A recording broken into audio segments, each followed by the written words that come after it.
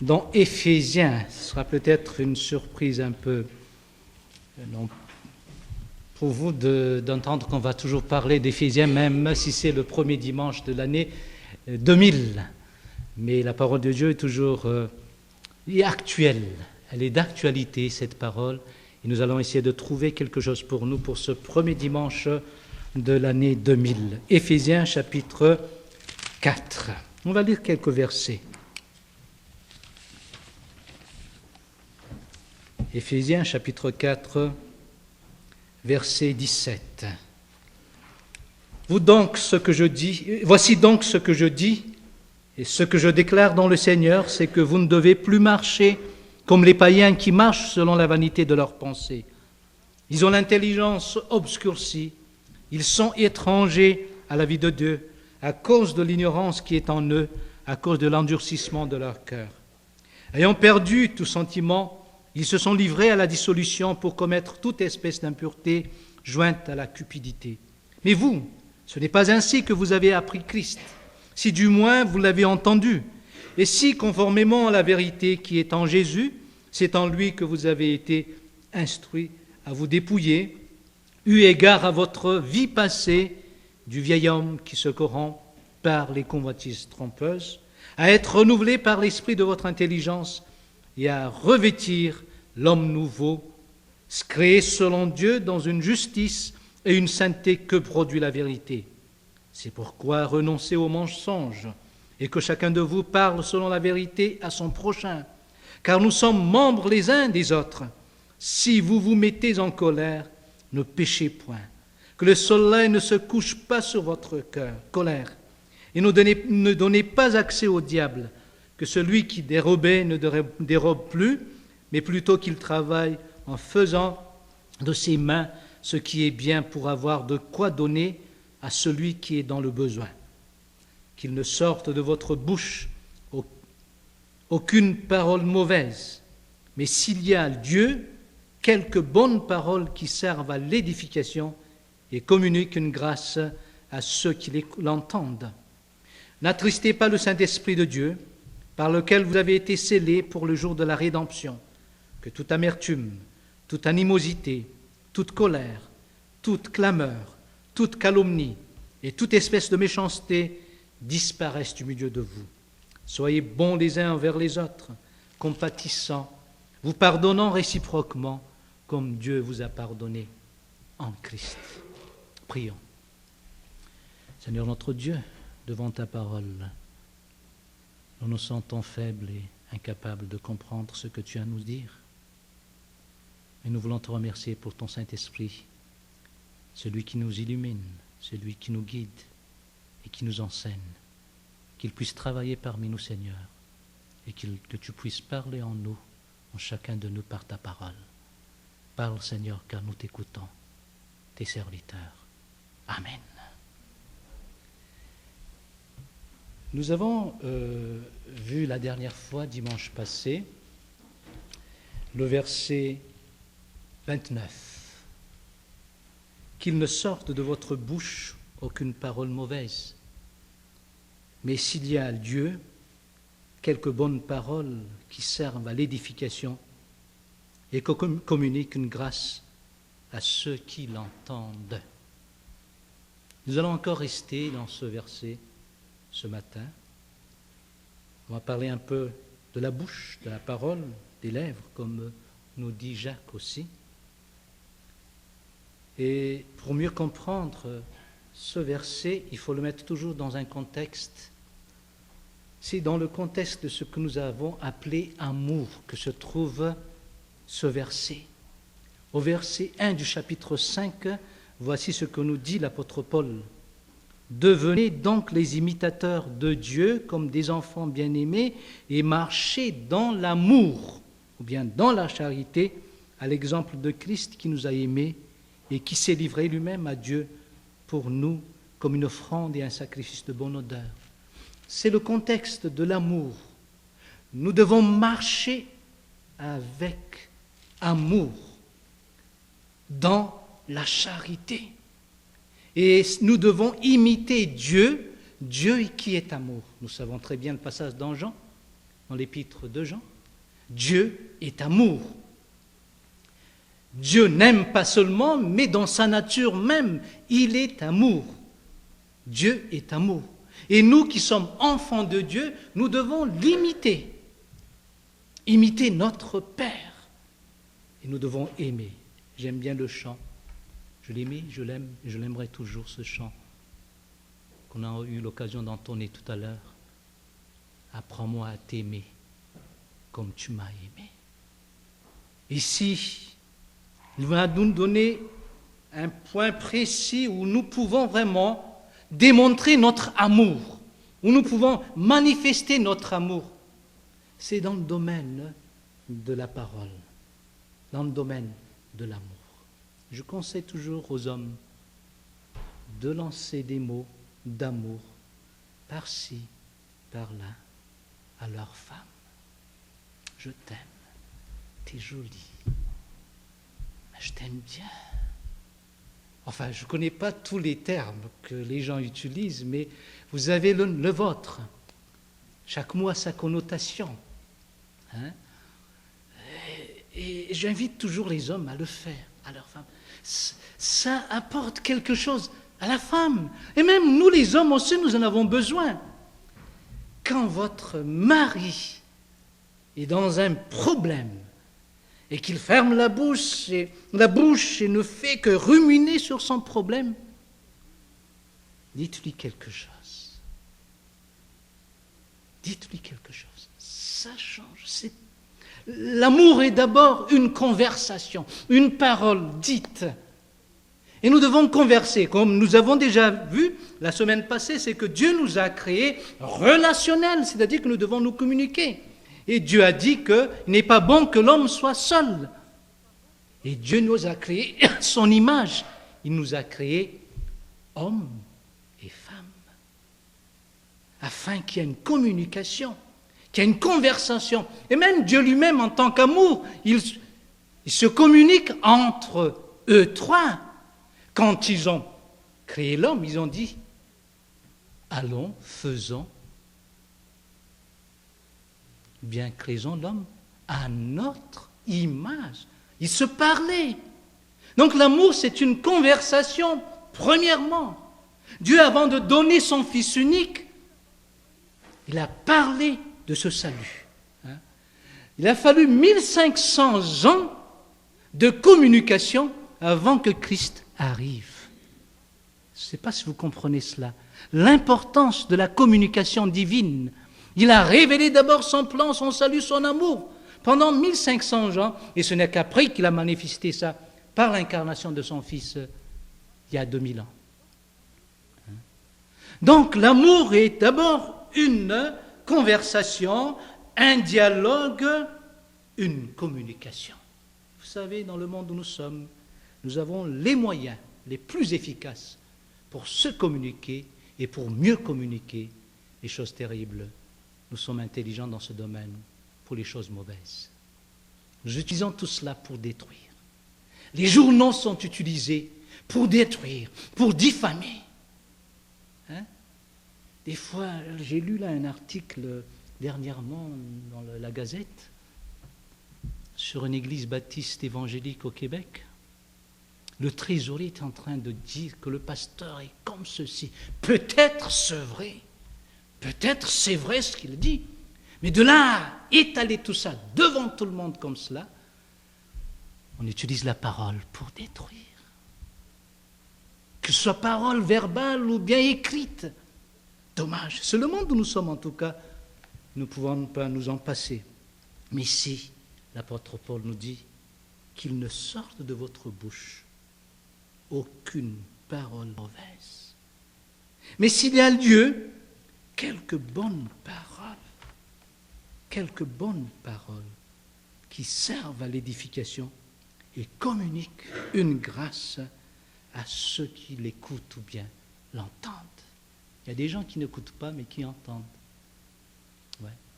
Celui à qui on adresse la parole écoute, mais les autres à côté entendent.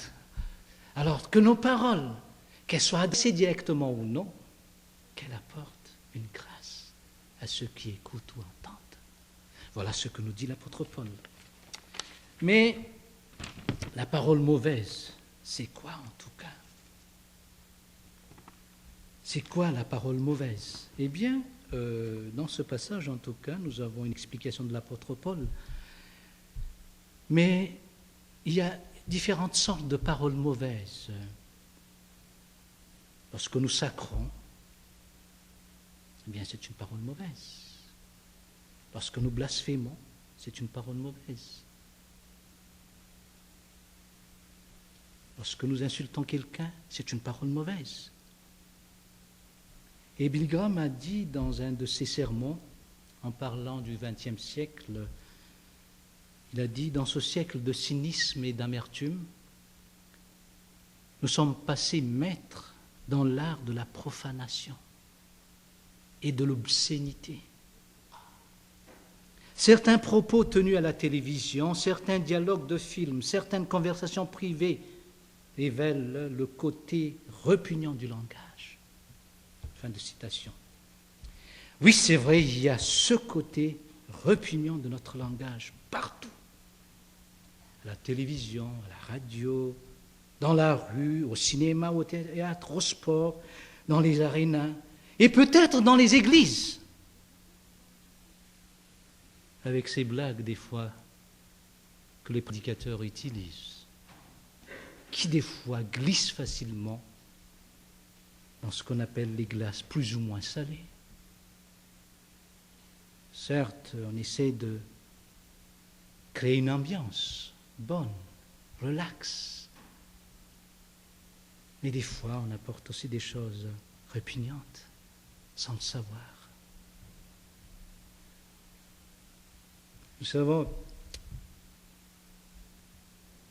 ces mots vulgaires que les gens utilisent tous les jours, ces mots obscènes aussi, chose étonnante, sont utilisés avec autant de nonchalance que le mot « oui, bien, d'accord, ok ». Je me rappelle très bien quand j'étais à Madagascar, il y a quelques années, nous habitions encore en Tsirbé, là où se trouve le séminaire, et pour aller à Tamatave, là où se trouve notre église, je devais toujours venir le soir, j'arrive le soir et je vais toujours dans un hôtel, dans un motel. Et avec ma femme, cette fois-ci, j'étais dans un hôtel et le mur n'était pas assez, comment dirais-je, épais. Puis les jeunes étaient rentrés dans cette chambre, il y avait 4 ou 5 jeunes qui étaient là. Ils ont fait une compétition de pétanque, puis ils sont rentrés dans cette chambre. Et ils faisaient du bruit, Mais à chaque phrase, il y a au moins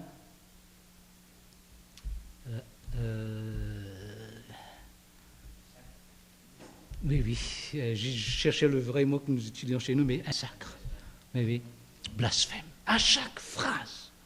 J'étais obligé de me lever et frapper à leur porte pour dire, mais doucement là les amis, nous sommes là à côté de vous. Mais qu'ils le disent doucement, mais je ne peux pas les en empêcher, mais qu'ils le disent simplement. Mais c'est le monde où nous sommes. Et tout cela ne fait qu'avalir l'homme, avalir ceux qui le côtoient aussi. Et il faut dire qu'il y a une effronterie là dans le monde où nous sommes. Ils osent le faire. Ils n'ont pas peur. Il y a de l'insolence, de l'impudence, et ils sont sans gêne. Ces gens qui osent dire des bêtises comme cela. Et nous les chrétiens, qu'est-ce que nous faisons? Eh bien, c'est vrai que s'ils ne sont que 20 pour sacrer, et que nous sommes 80 et que nous ne disons rien, eh bien, il nous bat. Disons, si 20% des gens de cette église font du bruit, même si 80% ne font rien, ça ne change rien, c'est bruyant. Et eux, avec tout ce qu'ils disent, eh bien, je tiens à vous dire, eh bien, ils ont de l'efficace partout et de l'influence même dans les églises. On se laisse influencer par ces gens-là. Il y a des mots qui ne sont pas vraiment des sacs, on dit tabarouette ou bien, mais quand même, ce sont aussi des mots qui sont vains et inutiles, qui n'édifient pas tellement. Donc ici, dans le contexte, l'apôtre Paul nous parle de cette parole mauvaise. Mais la définition n'est pas tout à fait celle que nous venons de citer tout à l'heure, on aura l'occasion d'en voir après, mais la définition de la mauvaise parole, ou bien la parole mauvaise, est trouvée dans l'autre parallèle au verset 29, qu'il ne sorte de votre bouche aucune parole mauvaise, mais s'il y a lieu, quelques bonnes paroles. Et qu'est-ce qu'une parole bonne ou pas une bonne parole? Eh bien, c'est une parole qui serve à l'édification et qui communique une grâce. Donc, toute parole qui n'édifie pas, toute parole qui ne communique pas de grâce, c'est ce qu'on appelle une parole mauvaise, une mauvaise parole. Et qu'est-ce qui n'édifie pas? C'est quelque chose qui détruit. Donc, celle qui n'édifie pas, c'est celle qui brime, qui blesse, qui rabaisse les autres. Je vous ai parlé du sarcasme la semaine passée. On peut parler de l'ironie mordante aussi que nous avons. Et la raillerie acerbe que nous faisons souvent lorsque nous n'aimons pas quelqu'un et que nous sommes en train de discuter avec. Mais tout ça détruit. Bien, nous allons voir d'abord cette parole qui détruit selon la parole de Dieu, selon la Bible. Essayez de voir dans Jacques chapitre 3, verset 5. La semaine passée, on a vu Romains chapitre 3, mais aujourd'hui, nous allons voir Jacques chapitre 3, verset 5. Qu'est-ce qu'il nous dit l'apôtre Jacques dans ce verset?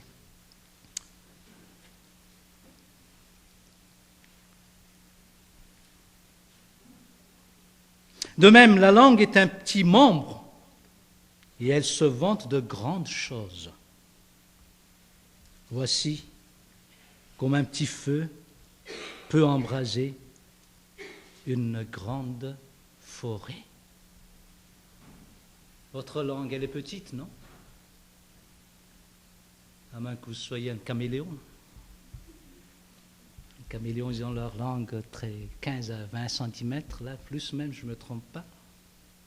Mais elle est petite, la nôtre. Si elle sort seulement à 2 cm maximum hors de notre bouche. Elle est petite.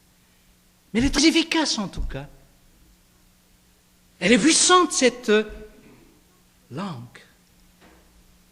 Notre bouche, la langue, est comme un petit feu qui peut embraser une grande forêt.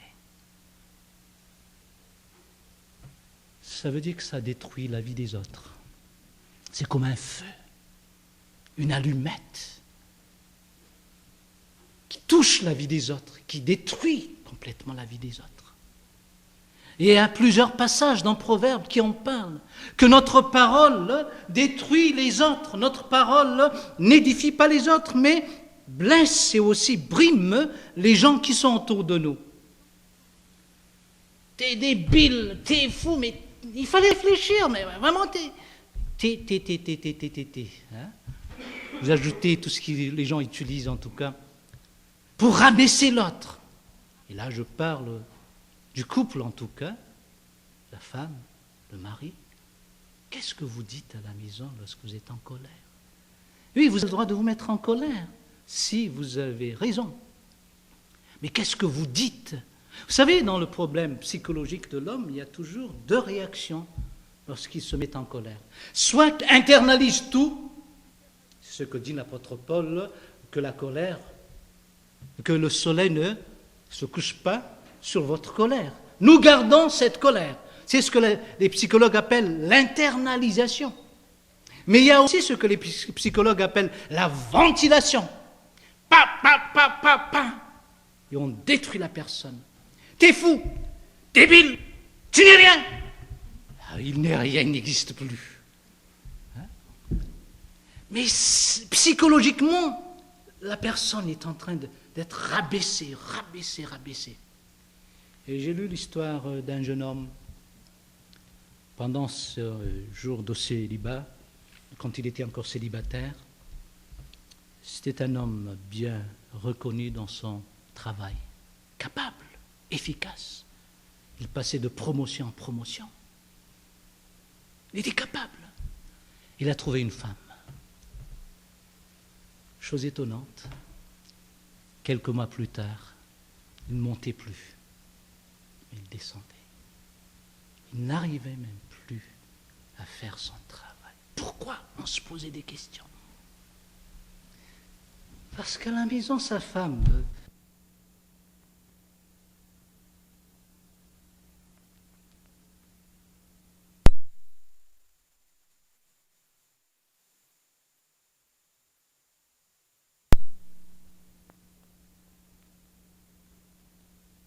toujours le rabaisser, toujours. Puis il finissait par être incapable. Il a quitté cette femme. Il a trouvé une autre. Chose étonnante. Il a bien repris son travail. Il passait de promotion en promotion. Parce que sa femme l'encourageait toujours. Là, tu es capable. Tu peux le faire. Vas-y. Vous voyez, la parole, elle est très efficace pour détruire, mais pour édifier aussi. Mais quelle parole utilisons-nous chaque jour dans notre vie? Vie quotidienne, entre mari et femme, entre frères et sœurs. Qu'est-ce que vous utilisez comme parole? Quelle langue utilisez-vous?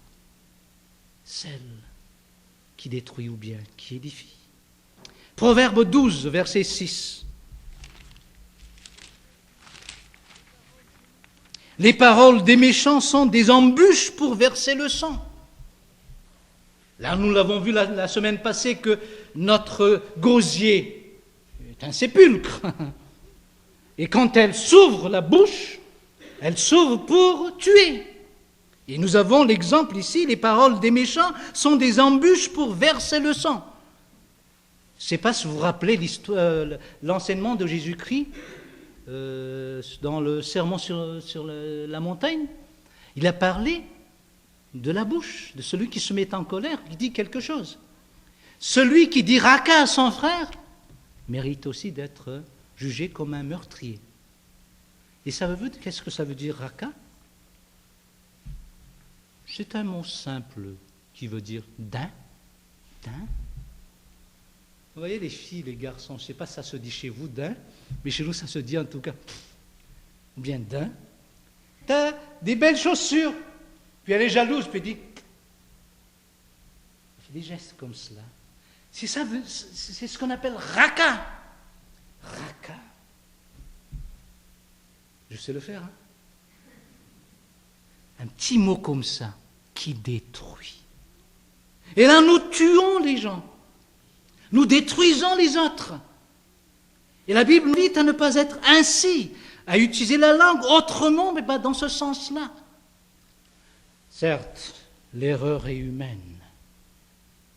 Donc, c'est toujours bien d'aider plutôt la personne que de la détruire. Et lui dire avec une parole édifiante son erreur. Nous allons voir cela plus tard lorsque nous parlons de la bonne parole. Mais la parole mauvaise, en tout cas, elle est là comme une embûche pour verser le sang. Nous parlons quelque chose, mais avec un but derrière. Vous regardez la personne, quelle parole vais-je utiliser pour le détruire. En aidant un peu les couples dans leurs problèmes, j'ai constaté que, d'après ce qu'ils disent et ce qu'ils rencontrent, soit la femme, soit l'homme, surtout la femme en tout cas, a toujours une habitude de dire quelque chose envers son mari, de le blâmer, lorsqu'il a tort en tout cas. Mais elle ne s'arrête pas là, mais elle continue toujours comme une goutte d'eau, comme il est dit dans Proverbes aussi. La femme qui est médisante, comme dit les Proverbes, est comme une goutte d'eau. Tic. Quelques heures plus tard, tic. Tic. Et savez-vous, on peut trouver un roc avec des gouttes d'eau comme cela. Hein. Tic, tic, tic. Et votre mari n'est pas du tout un roc. Le fait de lui dire toujours les côtés négatifs, répétez cela. C'est dans le but de voir cette personne vraiment incapable de se relever. Dites ce que vous voulez dire, Mais arrêtez, ne continuez plus, ne dites plus quelque chose qui va détruire cette personne. Ne faites pas la ventilation, comme j'ai dit tout à l'heure. Ça détruit. Les hommes, en tout cas, n'utilisent pas la langue. Ils ne savent pas comment utiliser la langue, mais ils ont leur bras. Ça me rappelle une dame qui m'a dit une fois, pasteur, pourquoi un homme frappe son mari et sa femme? Pourquoi un homme ose-t-il frapper sa femme? Elle a dit, bien, ma question est simple d'abord. Qu'est-ce qu'elle a fait? Qu'est-ce qu'elle a fait pour qu'il ait allé jusqu'à ce point-là? Il y avait une parole là, dite, non? Que lui ne pouvait pas supporter. Et comme il ne sait pas utiliser sa langue, il utilise autre chose. Là, je n'excuse pas l'homme. Et il a le droit, le gouvernement a le droit de le prendre, et j'en conseillerais qu'il le prenne aussi, pour qu'il soit puni de ce qu'il a fait. Mais avant cela, il y avait une petite flamme, n'est-ce pas? Un feu qui détruit l'autre. Vous voyez, dans notre vie quotidienne, le Seigneur veut toucher notre langue, nos façons de parler. Il veut nous changer, que nous soyons plus comme les païens qui ont l'intelligence obscurcie, mais que nous ayons l'intelligence transformée et que c'est ça qui va transformer notre parole. Là, il faut que ça passe par ici. Vous savez, la pétrification du poisson commence toujours par la tête. Vous connaissez cela? C'est ce qu'on m'a dit, ce que j'ai lu aussi. Eh bien, la pétrification du poisson commence toujours par la tête. Eh bien, notre corruption commence toujours là. Donc, nous devons renouveler notre intelligence. C'est pour ça que l'apôtre nous l'a dit. Soyez renouvelés dans l'esprit de votre intelligence. Et c'est ça qui va changer notre façon de parler. On aura encore l'occasion d'en parler après. Mais là, nous avons quelques versets qui nous disent que la langue, elle est détruite. Elle détruit. Elle est détruisante. Chapitre 12, verset 18. Tel qui parle légèrement blesse comme un glaive. Vous voyez? Blesse comme un glaive. Je vous laisse la métaphore comme cela. C'est à vous de méditer. 15 versets 1 et 4. Une réponse douce calme la fureur, mais une parole dure excite la colère. Verset 4. La langue perverse brise l'âme. Vous voyez? Donc ça détruit l'autre ou bien les autres qui sont autour de nous. Les paroles que nous utilisons, les mauvaises paroles que nous utilisons. Et c'est celles qui tuent, comme nous avons vu aussi la semaine passée. Et là, je parle de la médisance. Heureusement, nous ne sommes pas dans un pays où règne la délation. La délation, en tout cas, c'est une dénonciation secrète en vue d'obtenir une récompense. Et ça, c'est chose monnaie courante dans le temps en Russie. Hein. On dénonce quelqu'un pour avoir une poste élevée. Heureusement, nous n'avons pas cela. Mais néanmoins, nous sommes dans un pays où abonde le ragot. Et ragot, c'est quoi ça? Le ragot, c'est une sorte de commérage, mais commérage malveillant. Et là, c'est un pléonasme. Le commérage est déjà toujours malveillant en soi, mais j'ajoute cela, c'est un commérage malveillant, une médisance. Et dans la Bible, vous avez maintes versets qui nous parlent de la médisance. Et c'est interdit par la parole de Dieu. Et elle est considérée comme l'adultère. Et regardez dans 1 Corinthiens chapitre 5, pas maintenant, mais quand vous serez chez vous, sur l'enseignement sur la discipline. Elle doit être disciplinée aussi, la personne qui est en train de médire. Ouais. C'est comme l'adultère, comme la cupidité. Et savez, pourtant nous avons la parole facile, nous aimons très bien parler des autres, détruire la vie des autres. Et vous voyez, quand vous racontez quelque chose de négatif sur une personne, je l'ai dit la semaine passée, eh bien cette personne est morte autour d'elle. Elle est morte, mais morte-vivante. Elle marche encore, elle est morte dans la société. Il y a une mort sociale. Elle est morte dans l'Église. Il y a une mort ecclésiastique alors, à cause de notre médisance, à cause de ce que nous avons dit sur elle, vrai ou non, c'est toujours médire. Et dans Jacques, nous avons, plutôt dans Romains 3, nous avons pu trouver ça la semaine passée, la médisance, elle est mauvaise en tout cas, et nous ne devons pas l'avoir dans notre vie en tant que chrétiens. Mais il y a un autre effet de la langue aussi. Il y a le fruit de la langue. C'est la destruction de nous-mêmes. Elle ne détruit pas simplement les autres, mais elle nous détruit nous-mêmes. C'est un venin. Et vous l'avez dans la bouche. Et vous avalez la grande partie. Ça, c'est vrai. Et nous avons plusieurs passages dans la Bible qui en parlent. Jacques, ce que nous venons de lire tout à l'heure, chapitre 3, verset 6. On a vu verset 5.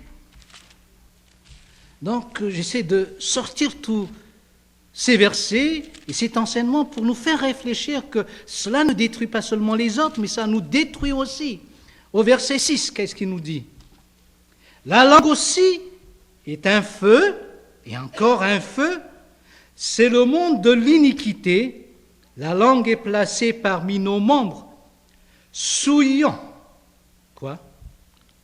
Tous les corps, et enflammant le cours de la vie de qui? De la personne qui a cette langue, étant elle-même enflammée par la géhenne, la géhenne. Vous voyez? La langue, elle nous détruit, c'est un feu. Et si vous apportez du feu sur votre, comme dit la Bible, votre chemise, eh bien, vous serez bleu, vous allez être brûlé. C'est logique. On ne peut pas éviter. Il y a une loi que nous ne pouvons pas éviter. Les paroles que nous utilisons nous détruisent si elles sont des paroles mauvaises. Que ce soit sacré, ou bien blasphémer, ou bien médire, ou bien rabaisser les autres, ça nous détruit aussi. Et ça, c'est biblique, cet enseignement. En psychologie, il nous est dit que tout ce que nous utilisons comme phrase, tout ce que nous disons, a toujours un effet sur nous-mêmes, a toujours une répercussion sur nous, intellectuellement, psychiquement, physiquement et moralement. Et ça, c'est vrai. Pensez aux homosexuels.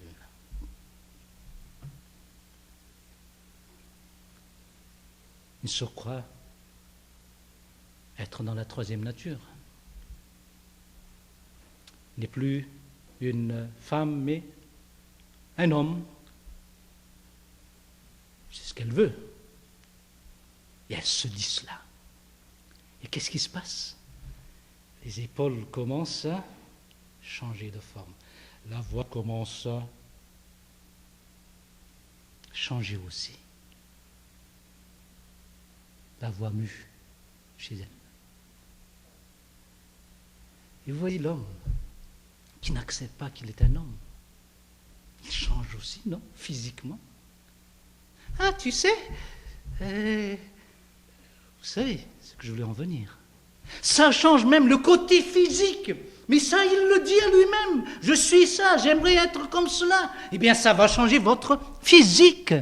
Tout ce que nous disons a une répercussion sur nous-mêmes. Donc, si vous êtes un homme, dites que vous êtes un homme.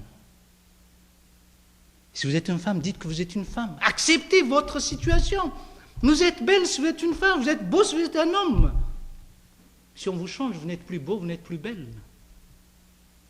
C'est comme cela que Dieu vous a créé.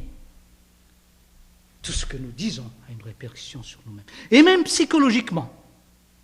et surtout psychologiquement. Vous allez jouer au ping-pong, et ça, c'est un jeu où on voit vraiment que la personne n'est pas fort psychologiquement ou non, psychiquement ou non. Eh bien, on va dans sa manière de jouer. Lorsque nous jouons au ping-pong et que ce n'est pas une compétition, ça passe. On dit qu'on est champion, avec les smash, tout ça. Hein? Mais une fois qu'on passe à une compétition, eh bien là, on se dit, est-ce que je serai capable? Peut-être que... Et on se dit quelque chose, mais on finit par être maladroit. Et tout ce que nous disons arrive en tout cas. Tout ce que nous pensons arrive. Alors vous voyez, la parole que nous utilisons a une répercussion sur nous-mêmes, psychiquement et aussi physiquement, et même intellectuellement, comme j'ai dit tout à l'heure, et même moralement aussi. Vous savez, lorsque vous parlez trop d'un péché, vous risquez de tomber là-dessus. Mettre toujours l'emphase sur un péché, sur un péché, sur un péché dans vos paroles, eh bien, vous risquez de tomber dans ce péché aussi, à force d'en parler.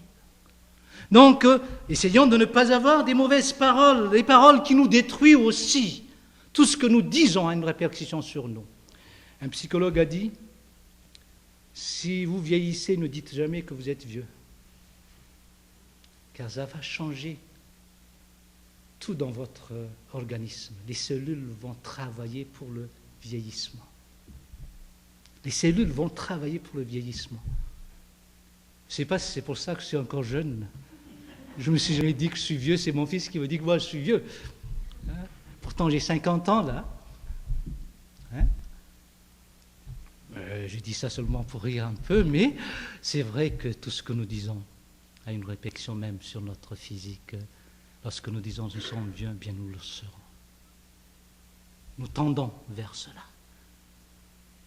C'est que la Bible dit aussi, et ce que la Bible nous enseigne dans Proverbes chapitre 10, verset 10.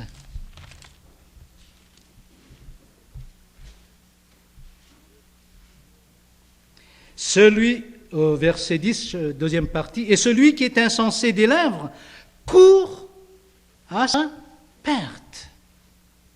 Chapitre 12, verset 13. Il y a dans le péché des lèvres un piège pernicieux. Chapitre 13, verset 3. Deuxième partie. Celui qui ouvre de grandes lèvres court à sa perte. 14, 3. Dans la bouche de l'insensé est une verge pour son orgueil. Une sanction.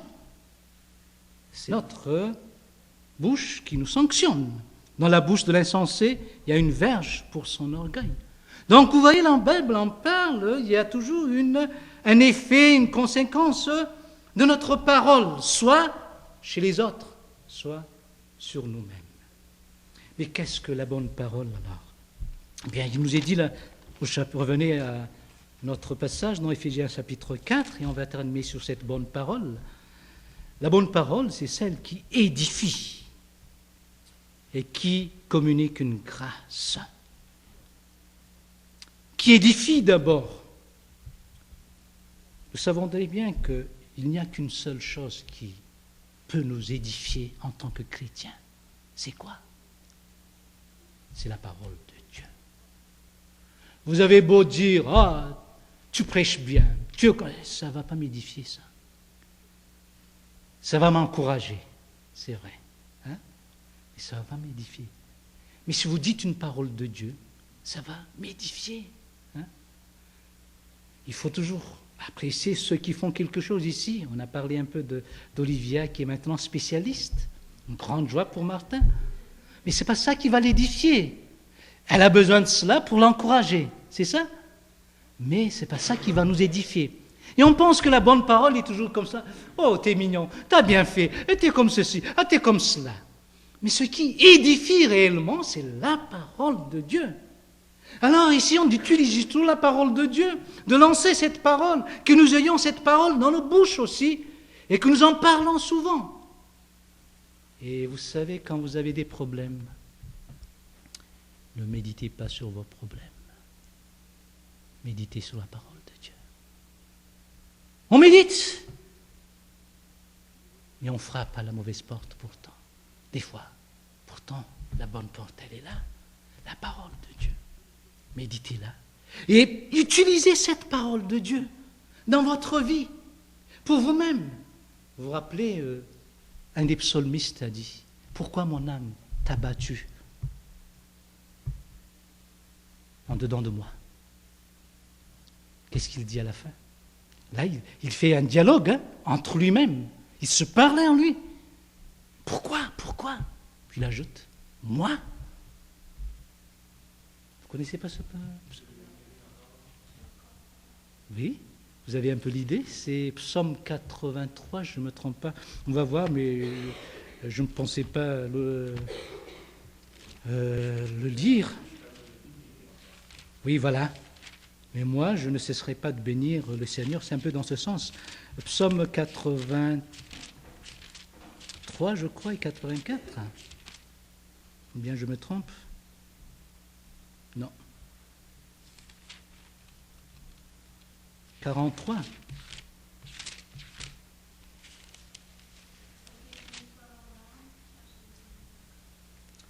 Quel verset? Quel chapitre? Ah oui.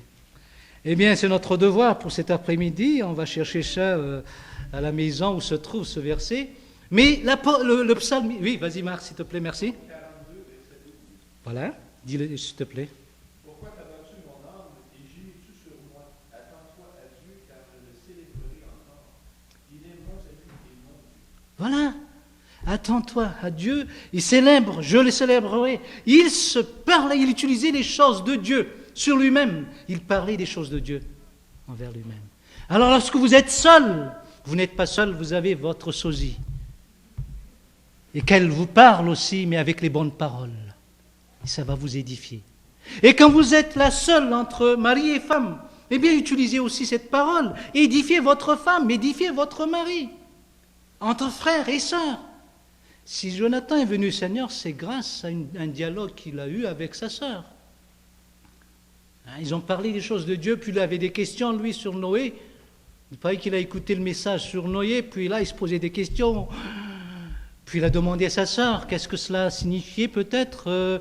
Est-ce que ça lui concerne? Puis sa sœur lui a parlé du salut, de la parole de Dieu. Et ça l'a fait réfléchir.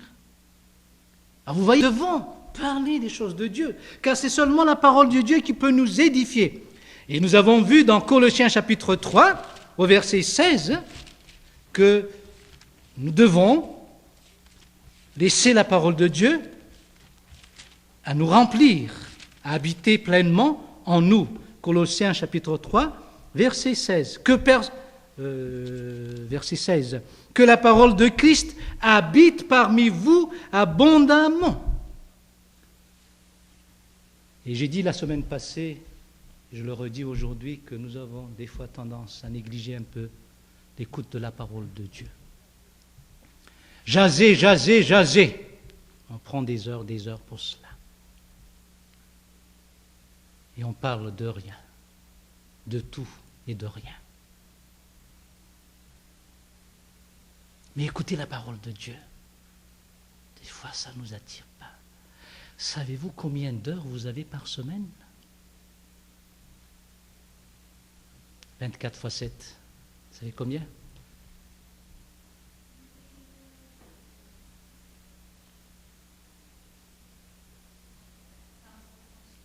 « 168. Combien d'heures par jour que vous donnez au Seigneur pour écouter sa parole? Et combien d'heures vous vous mettez devant la télé? Et pendant la semaine, 6 jours, vous avez votre travail, vous avez fait votre hockey, vous avez tout fait, mais vous prenez encore le dimanche pour le hockey. Disons, si vous avez fini quand même l'église, il n'y a pas autre chose. Bien, je ne vois pas où le problème. Mais nous n'aimons pas écouter la parole de Dieu. Pourtant, c'est celle qui peut nous édifier. C'est celle qui peut nous changer complètement. C'est une vérité qui nous libère. Pourquoi vous êtes encore enchaîné par quelque chose dans votre vie? Un pasteur, Michel Houl, m'a dit dernièrement, Miara, il m'a dit, ce que j'ai constaté après 20 ans de ministère. Les chrétiens ont des problèmes. Ils sont encore enchaînés. Et j'ai fait une sorte de comment on appelle ça, sondage, il a dit. Et je leur ai dit de mettre sur la feuille leurs problèmes. Mais il y a des gens qui ont des problèmes sexuels, problèmes conjugaux, toutes sortes de problèmes chez des chrétiens, il a dit. Et ce que je trouve comme solution, il a dit, c'est d'avoir des petites cellules là maintenant. Les cellules ne changeront rien, c'est ça qui va nous changer. Si vous avez quelque chose, vous avez du mal à vous en défaire, et vous voulez sortir de cela, je garantis que la parole est là comme vérité, et elle est capable de vous délivrer de cela. La vérité qui libère, c'est une vérité qui délivre. Alors, venons toujours aux enseignements. Quand même, combien d'heures qu'on consacre le matin, dimanche? C'est trop, ça? En comparant à ces 170 heures que vous avez pendant toute la semaine, combien d'heures pour votre sommeil? Et vous avez encore la sieste. Et vous avez encore des moments de relaxation. Hein, c'est pas vrai, non? Mais pour la parole de Dieu, on délaisse cette parole. Elle est importante. Alors je vous invite à changer votre façon de voir. Que cette parole qu'on a eue aujourd'hui puisse éclairer votre intelligence, renouveler votre intelligence, pour que vous ayez cet amour de la parole de Dieu. Et que vous veniez à chaque dimanche, matin, après-midi. Je me rappelle une dame dans notre église, lorsque je leur parlais, dans leur groupe de ceux qui apprennent le baptême en tout cas, dans leur groupe, je leur parlais de l'après-midi du dimanche pour leur étude. Puis elle a dit, elle me l'a raconté plus tard, que lorsqu'elle a entendu ça, elle a dit, ah, c'est ça qui va prendre mes temps de sieste. Ça va prendre quelque chose, il y a toujours un sacrifice. Soit que vous sacrifiez les choses de Dieu, ou bien vous sacrifiez quelque chose que vous aimez peut-être. Qu'est-ce que vous voulez sacrifier? Les choses de Dieu? Ou bien la sieste? Il faut toujours sacrifier quelque chose. Et la parole de Dieu, elle est importante. Quand vous écoutez la parole de Dieu, vous avez l'habitude peut-être, je ne vous connais pas du tout, hein, heureusement, comme ça j'ai un peu de liberté. On regarde toujours des fois la montre. Puis on fait des gestes. C'est pas vrai, non? On est là. Pour dire au prédicateur que c'est le temps d'arrêter. On est tanné de ce message. Pourtant, quand nous veillions le soir, quand on allait chez les amis, on était chez Martin. Qu'est-ce qu'on voulait toujours rester? C'était pas vrai, non? Alors, les films étaient finis. Selon moi, c'était chez nous. Bien, on dit au revoir, Martin, on s'en va. On a eu les films. On était restés là, jaser, parler. C'était bien. On s'est allé jusqu'à minuit même, sans problème. Mais pourquoi, lorsque vous venez à l'église, vous êtes fatigué et tanné d'écouter la parole de Dieu? Il y a quelque chose qui cloche là. Et je fais des tests. Je dépasse ces derniers temps pour vous connaître un peu. Pour vous connaître un peu. J'essaie exprès, d'une manière exprès, de dépasser, de continuer. J'aurais pu l'arrêter, mais j'ai continué. Pour voir un peu quelle est votre réaction. La parole de Dieu, elle est toujours importante, je tiens à vous le dire. Et lorsque l'apôtre Paul prêchait la parole de Dieu, c'était pendant toute la nuit qu'il a prêché cela. Oh, que j'aimerais bien que nous soyons ainsi. Non, ça c'est une exception, vous allez dire, et c'est vrai. On aura une expression, aujourd'hui peut-être c'est une exception, car il est déjà moins quart. Est-ce que nous aimons la parole de Dieu? C'est très important. C'est elle seule qui peut nous édifier. C'est elle seule qui peut changer notre vie. Mais la Bible nous dit ici aussi que la bonne parole communique une grâce. On verra ça la semaine prochaine. Je n'ai pas pu finir mon message. Comme je le veux aujourd'hui, je vais être sage. Je m'arrête là. Mais j'espère que cette parole a eu de l'effet dans notre vie. Et que nous essayons à partir de maintenant à changer notre façon de voir Et que si on a des sacrifices à faire, non pas dans les choses de Dieu, mais plutôt dans les choses qui nous appartiennent, mais pas dans les choses qui appartiennent au Seigneur. Et je suis sûr que si cette parole vous a touché, vous viendrez à chaque dimanche, à toutes les réunions, pour la parole de Dieu. Et à la maison, vous allez lire la parole de Dieu. Et après, vous saurez édifier les autres. Vous saurez aider les autres. Vous n'êtes plus une personne qui va détruire la vie des autres, mais une personne qui va édifier et qui communique la grâce. Pour vraiment terminer, je lis seulement Colossiens chapitre 3, verset 16. Que la parole de Christ habite parmi vous abondamment. Il continue. Instruisez-vous et exhortez-vous les uns les autres en toute sagesse.